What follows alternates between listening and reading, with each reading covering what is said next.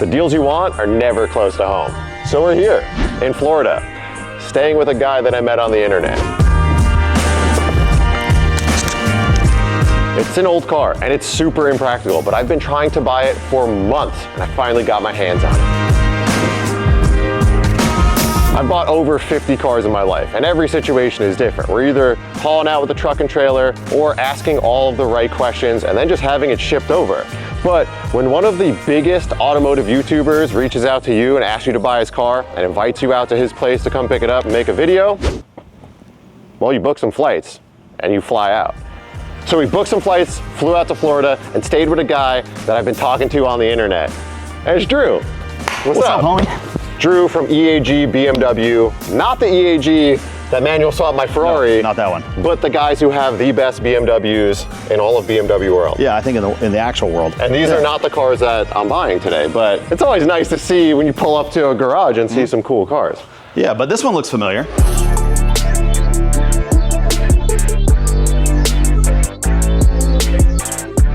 This is not my actual car though, is it? It is not your actual car, but it is the exact same designer edition E30 Touring. Man. With the very real / fake AC Schnitzers.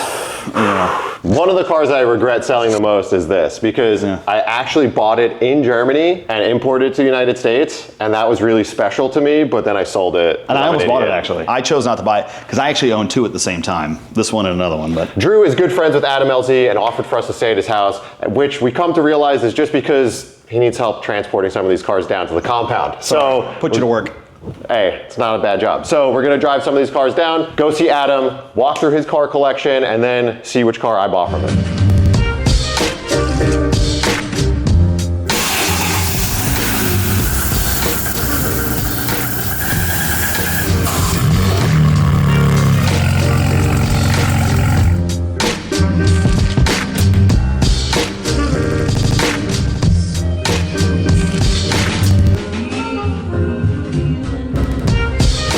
So I probably should have done this earlier, but I really wanted to embarrass myself as a fanboy. There isn't a single person out there who doesn't know who this guy is.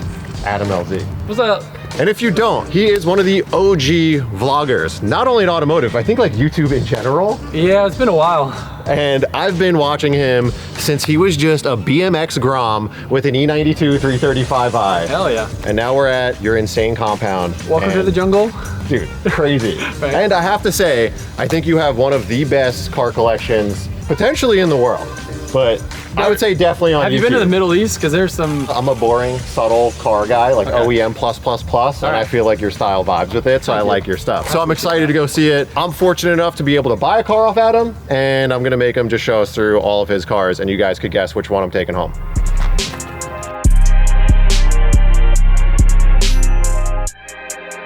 Honestly, an overwhelming amount of sick cars right off the bat. Holy crap. Where do we start? I'm so passionate about like every little bolt in every car that we could make this a 3-hour segment in the video, or we can make it a 3-minute segment. So let's go like somewhere in the middle, hour and a half. Oops. We got dinner reservations, dog. We did an episode with TJ's R34. That's Midnight Purple 2. Yeah. This color pops way harder. Yeah, you know, it's just that. No, I'm just, I was gonna. You can rag. I was gonna throw some shade at TJ. No, his car is beautiful. It's really nice. But this color is like way more vibrant. Yeah. I don't think I've ever seen them next to each other. His appears more black. There's like more green in Midnight Purple 2. There's got like a little more like purple and like orangey hues. This was really probably the biggest resto mod that we ever took on. And it was the first thing that introduced me to the world now that I can never forget of powder coating and zinc plating every single thing in imagination. Kind of scarred me, but we spent probably well over a year building this car.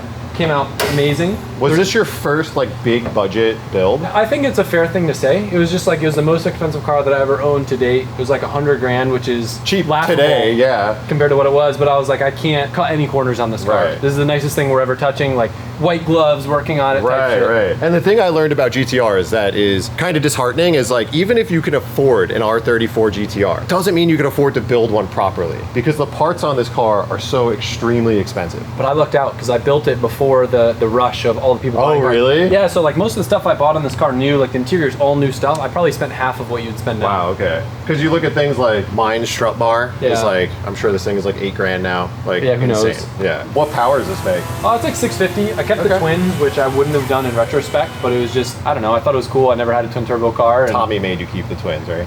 he was probably a large factor in that. It's good. It's just now knowing what I know, I probably would build the car a little different, but I don't have the heart to tear this car apart. Yeah, no, it's sick. And I feel like the twin turbos are like the ethos of an R34 anyway, so it's kind of cool. Like really special setup. The way that I look at those, like R32 twins, R34, like you're already in the era of the big single kits and everything. Right, right. So if I was gonna single car, this one would be the most appropriate. Okay, yeah, I feel that. All right, let's move on. This is an insane build. This is a 4.0 liter inline six, a Ford Barra engine swapped into a S550 Mustang. S550 Mustang. You want to hear the craziest thing? I'm gonna start the car. You would have no idea that it's not a V8. Dude, a straight six that chops like this is crazy.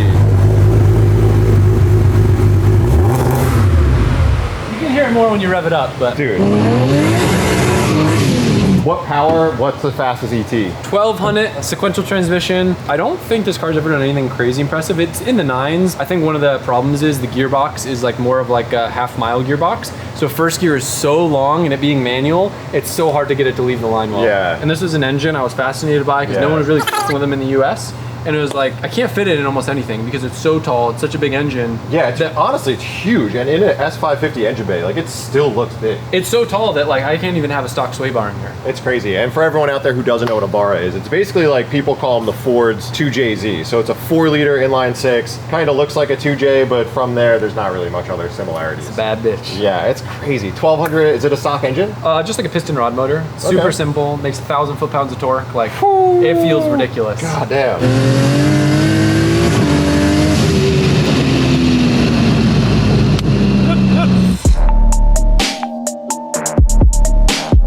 Old girls, nothing special. Could you imagine calling this JZX 100 not special? Bro.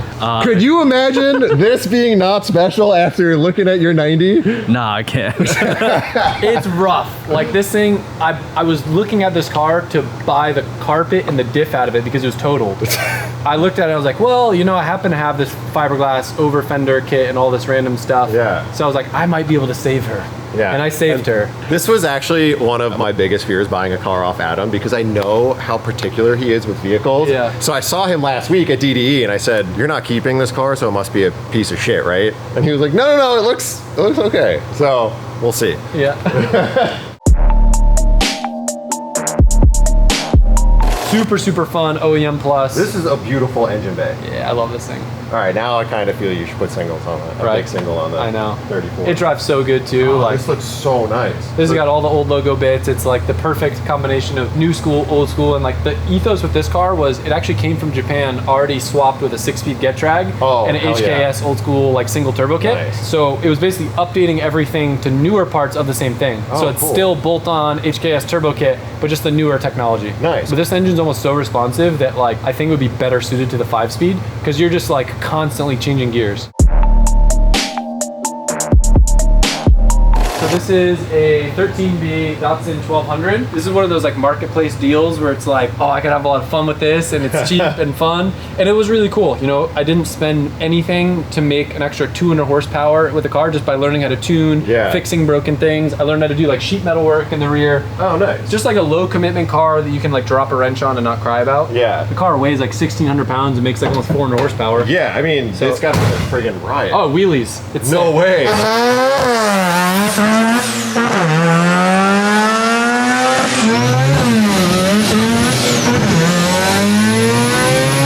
Honestly, this is a sick little setup. Dude, it's sick. And it raps so hard. I feel like this is one of the cars that makes you realize how small a rotary is because the engine bay is so tiny. I know. Like, perspective. The engine bay is literally like 3 feet long. Yeah. Super cool car though. I love it. You're a big E46 guy? You look like an E46 guy. What the hell does that mean? What does that mean? I mean, that means you have taste. You know, okay. I think you bought this car off of Jimmy from Titan 7, right? I just want to show you the interior because I think it's the coolest part of the car. Yeah, I mean, I love E46s. I think they're so fun. It's like one of the last, I mean, I don't know how you feel about modern BMWs, but it's like E46, E92, and then I don't really care. Yeah. This car's been through a lot of trials and tribulations. Like, engine bay is not the prettiest, but it's... Are you kidding? The first thing I saw when I looked at it, I was like, this engine bay is beautiful. Things like this, like the fittings, this needs the radium fittings that are lower. Yeah. This just looks meh. Look at this, like this is not... Okay, yeah, when you dive into it, there's little things. I'm very prideful in the work that we do, and this is not a great example, but this is the car that I had my hands on the most, and like really developed and learned a lot about tuning, about different engine combos, cams, turbos. Like, we've tested so much on this car. This is a pretty early car for your channel, right? Like, Yeah, this is my first right-hand drive car. I especially like that this was a drift car, street car, and now it looks like it's a drag car.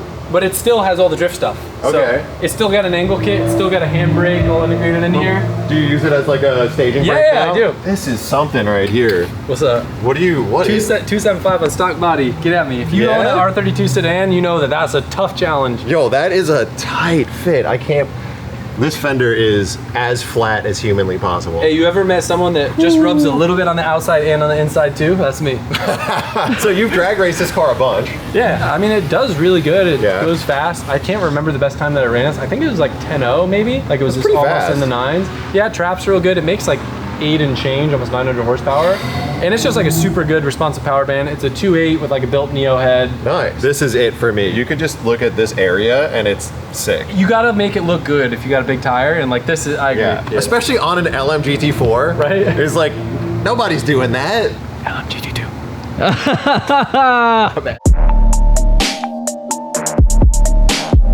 And probably the least Adam car that you have is this monstrosity of a Z. This is a YouTube build. Like, this is the epitome of a YouTube build that has zero purpose other than a YouTube car, and like, it was super fun to do. I've definitely strayed away from the YouTube builds because they just kind of sit and they don't really get enjoyed as much. And I think that's why I liked a lot of your builds, because they're not YouTube-y builds. Like, they're cars that you like that you build, whereas like most of the time on YouTube, you have to do things really extreme that suck and you don't even like. Well, and then usually they don't work the best. This car actually works really great. Does it? Yeah. What is it? So it's a VQ twin turbo? Yeah, so it's a built VQ37 twin turbo, makes like 8 and change, and it does good burnout. The problem is there's like no really good standalone options for this right now, and I just don't have full faith in it sitting on limiter with the current setup. It's worked, and it'll do a 2-minute burnout and pop the tires. And then probably the most basic looking car in here is actually, in my opinion, one of the most specials. This was my first car that I got when I was 16. I spent years trying to find it, finally found it. Originally was just gonna put like a normal S54 in it, which escalated into a built turbo S54. This is the actual car. Yeah, that you own. like this is even the sticker that I put on when I owned it. No way. Yeah, and you can see this one too. This was the bike shop I was sponsored by when I was like 15. It got abandoned in a field by some kid that just used it for doing donuts in the dirt. On the inside, E46 shit, you know? and I put M4 skin on the original seat in the rear, M4 seats in the front. Look at this. Yeah, it's kind of cool, right? It's pretty sick. Those are comp seats because they have the holes in them. Well, and then that little stripe means something special. Comment below if you know. Also, don't forget to like the video. If not, you fucking suck. But this is an engine. It makes like 8 and change, and it's super reliable. Sounds amazing. Is it actually reliable? Yeah. It's wow. great. Okay. Yeah. Link ECU, flex fuel. Well, there's some nonsense going on outside. Should we check that out? I know. I want to give you a ride in this place before it's too dark, so you can like fully experience it.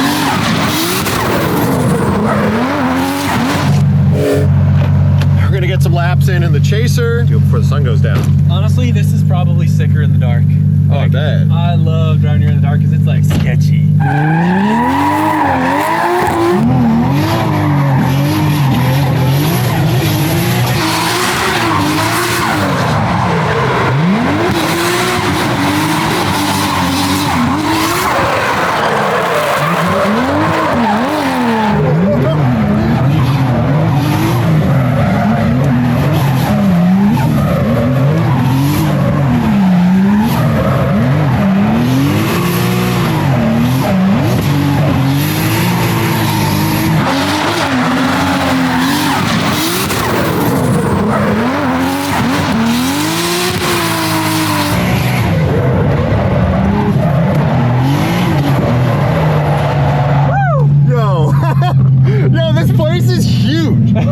This is an actual drift course. I like it because you didn't get the full tour, so we like went in uncharted territory to you.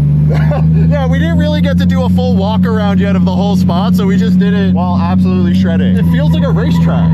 That's the idea.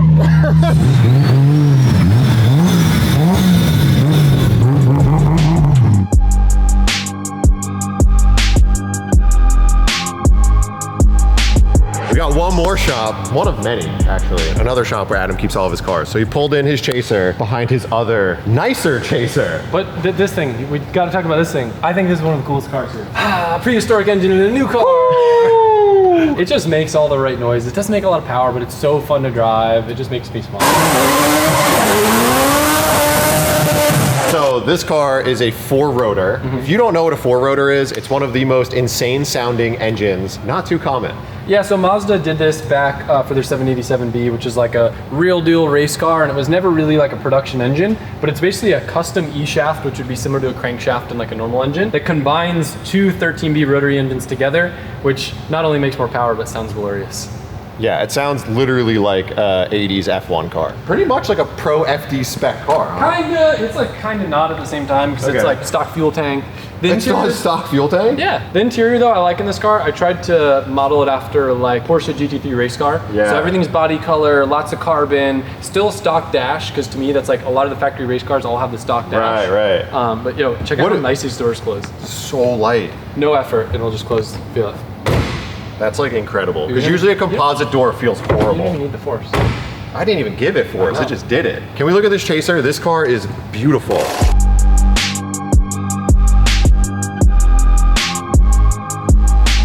This is what I would say is the epitome of a street style car. She got the look, but she got the go too. Yeah, I gotta say, Adam always does a really nice job with the fitment and the stance on the cars, and this is dialed. I could do a lot better, but the problem is I also want to be able to drive the piss out of my car at any given moment with zero self-control. Yeah. So if I have a car that like rubs or I need to like take corners slowly, that's not fun for me. Well, we talk about that all the time because there's a fine line between like just slamming your car isn't cool. Yeah. It has to be like a good balance of like practical ride height where you could drive it hard and also good stance. Factory 2J, stock motor, just with like cams, valve train, makes 750, sounds glorious. Damn, super clean engine bay. Will beat 90% of the dudes I roll up to on stoplights, and moms also in Teslas that try to race me. Nice. I do love that. Not for the dig though. Because you live in Florida, everything has AC. So it's like, when it's a street car, it has to be a real street car. Yep.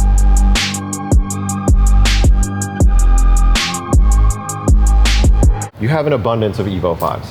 Yeah. An abundance. And we didn't even Evo 5s. focus on some of the other Evos in other building. I kind of skimmed over them. Oh yeah, we skipped over another building where Adam has about, I don't know, like a couple handful more Evo 5 and 6s. The TME RS is sick. That's a special car. You didn't even see it in my bag. I didn't even see it, yeah. Yeah, but that's like a super rare car. God damn. So what is it about these that is so special?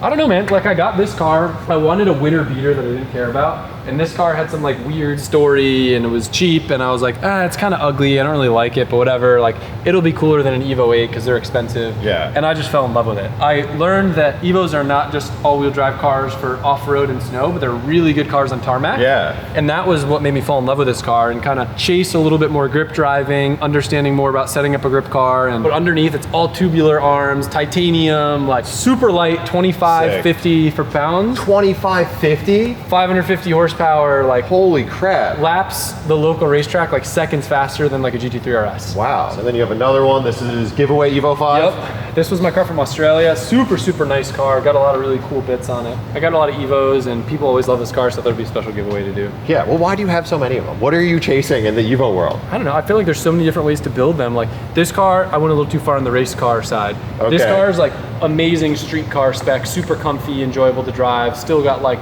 rubber bushings and street car things. The other one I have is even more race car than like, there's levels. Speaking of race car stuff, so this was your FD comp car? Mm-hmm. Okay, before you went Mustang? Yep, now it's just kind of its purpose is to live life as a like R&D car. Basically try different things on this, turbo combinations, engine packages, like we're messing around with the drive-by-wire and doing funky things. Instead of risking it on the actual comp car, we can test it on this, and if I like it, then we can put it into the E36. This was Adam's first ever drift car, right? You've had this for what, 10, 15 years by now? That's a good question. I would have gotten this car probably in like 2015, 2016, so yeah, almost 10 years. Do you still drive it? I haven't driven in a while. It's kind of funny. I'll pull it out of retirement once every like couple of years for like a quick video shoot, beat the shit out of it, and push it back in a corner again.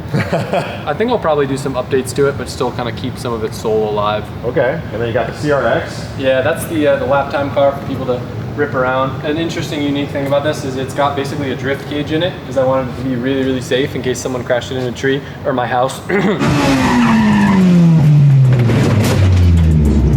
It was actually really cool. It was a super nice guy, but he's talking shit about the way that I set up CRXs, actually one of our giveaway winners. So I told him, I was like, look, you beat my time setting up the car however you want. I'll sponsor you whatever you need for your car for a year. What? That's a sick deal. Yeah, but he fucked the setup and crashed in my house. No sponsorship for you. Yeah, but it made for a good video, and I don't really care. Like, you know, what's the price of a car at the end of the day to know a man? Or what's the quote? How's the quote go? One car in exchange for knowing what a man's made of. That's a price I can live with. We've got 2 cars left. Yep. Spec R. Yeah, this is the current build. Yeah. Well, actually, we got 2 cars left, but of like the ones we're gonna look at, there's like hundreds more that we're not gonna look at. This is like the dream engine, the dream S15, all the stuff I could ever dream of in a build, and we've been building it for a really long time just to kind of get it where it's got to be. Yeah, beautiful engine bay. VVL 2.2 SR. Ooh. Yeah, I've never seen this. This valve cover is crazy. Yeah. Who makes that? It's a Mazworks thing. So it's a full Mazworks motor. I don't know if you're familiar with VVL stuff, but it's basically the front wheel drive head. You adapt it and you basically get VTEC on an SR. Oh shit. Which leaves us to the car that I flew all the way out here to buy. A car that isn't even really Adam's car. It's a car that he bought out from under me. Is that actually what happened? Were we like bidding against it? I need to know the full story. Because I didn't find out that you were interested in it until after I had already bought it. One of our friends in common, Andrea from Pennzoil, he had this car, had it up for sale, and we were talking about it, and I was gonna move on it, but then I was like out of town, and I kind of slept on it. He had it up for a while, and like, Yeah. I did the same thing because it's a pretty high price for what the car is. Yeah. But for what the car is, it's not a bad price. But it's like a weird medium where it's like probably one of the most expensive examples. Yeah. But there's no other examples like it because of the work and the energy that was put into it. Yeah, which is terrifying for me because I usually like to buy low and then eventually sell high, but I wanted to buy a car that was like completely sorted, completely gone through, and it's this.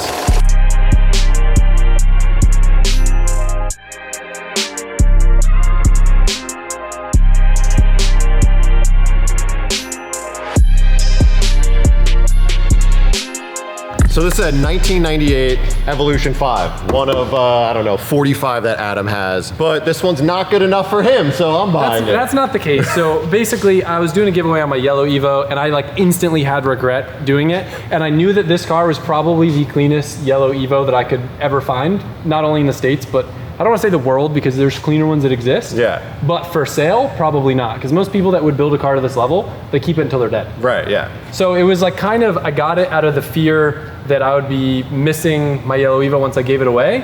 And I quickly realized that I need to put other priorities first. You wanted the car, and like I would rather go to a good home than sit in a corner when I've already got so many other Evos that need attention. Yeah, so this car was actually fully built in Croatia. It was left-hand drive converted and fully restored on the bottom side. So this thing is like, honestly, a really nice build. I've never seen someone do like a chassis refresh on one of these yet. So I thought it was a really cool car, and I love dandelion yellow. It's one of 2 yellow Evo 5s in the United States that were left-hand drive converted, and the cool thing about left-hand drive converted Evos is that the RS was the only car that came in left-hand drive. And that was because the WRC race cars were all left-hand drive, and they used those shells to start with. So, well, you know this car actually started off as a Mirage, right? So it's not left-hand drive converted. This is a Mirage with Evo parts on it. no, it's not. I almost got him. But it sucked buying it off Adam because he didn't really own the car, so I've just been pestering the previous owner about all the questions. But I'm not, like, I wouldn't feel okay with you buying something unless I thought it was a really nice car. Yeah. Because in the end of the day, even though I didn't really own it, it's not so, like, obviously you have all these people watching your videos, but like 500 million people are going to know that this car came from me. Yeah, I mean, that's what I'm going to use it for on the resale when I inevitably sell it in 3 months when I'm bored.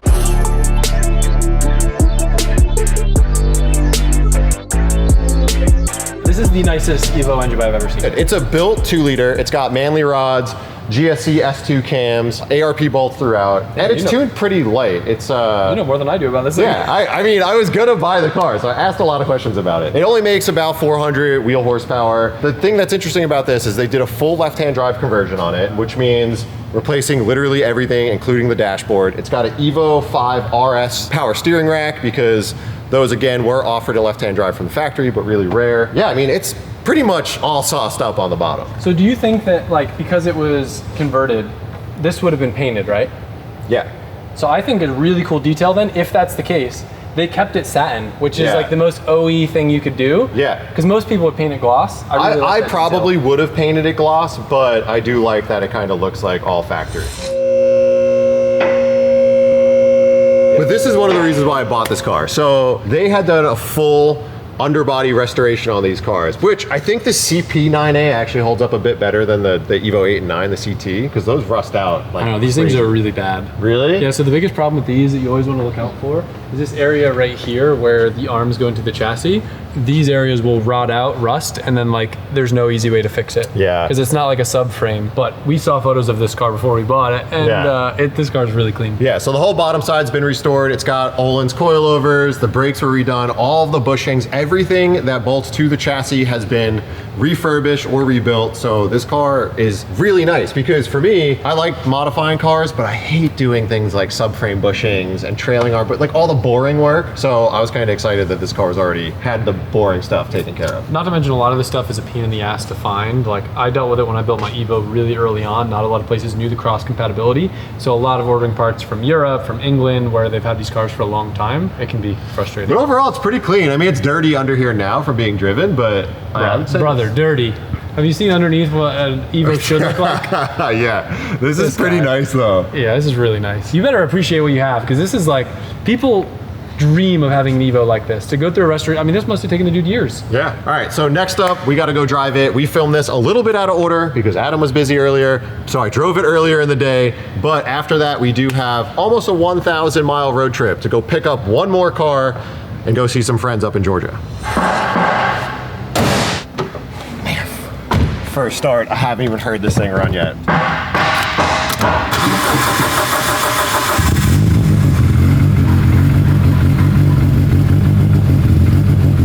Got some pretty good chop.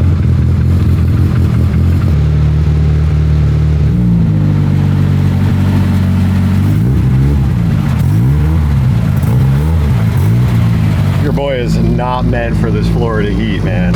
We just were like getting in the car and walking through the shop and I am dripping sweat. Best part about this place is I don't even know how to get out.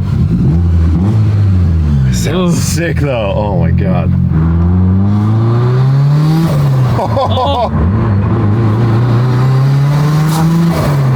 Oh yeah.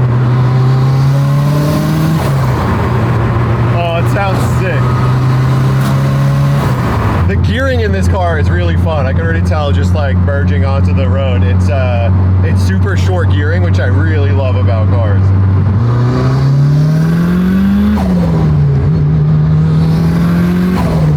Woo, yo, it's pretty fast. I think it makes like low 400s. So it's not like insane, but it feels really good.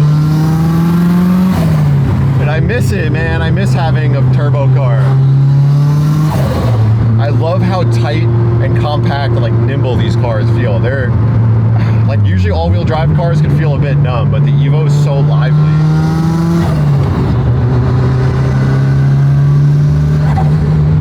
I don't really want to rip on the car yet because we got a really long drive ahead of us and we don't know when the oil change was done last. So we're gonna go back to Adam's shop. We're gonna do a quick service on the car, run through it, make sure it's all in tip-top shape, and then Jolly and I are gonna hit the road because we're going to go pick up his car and go see some friends up in Georgia.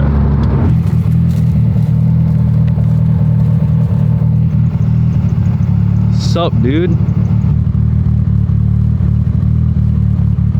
Oh, Florida's kind of sick. Yo, it's kind of sick down here. I like it. Yeah. What the heck? I like this car. I've never done an oil change and not made a mess. So That's really, a high drop, fool. I'm gonna lower it. I'm gonna lower it. I really don't want to make an absolutely huge mess. I'm glad we're doing it because this oil is black. So before we go pound some miles on this thing, I guess this was pretty smart.